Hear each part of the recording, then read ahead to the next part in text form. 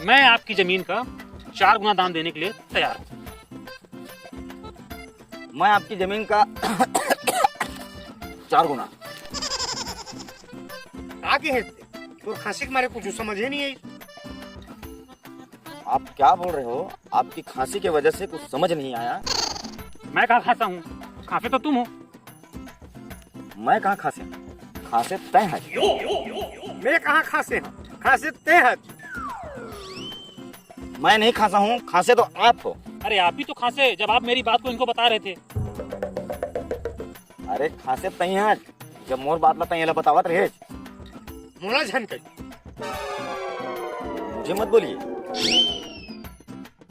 क्या मैं इनसे अकेले में बात कर सकता हूँ? हाँ, मैं एकर से अकेला में गोठा सकता हूँ। तो गोटाले ना मैं उठी जाते वो। हाँ, तो बात कर लीजिए, मैं उधर जा रहा हूँ।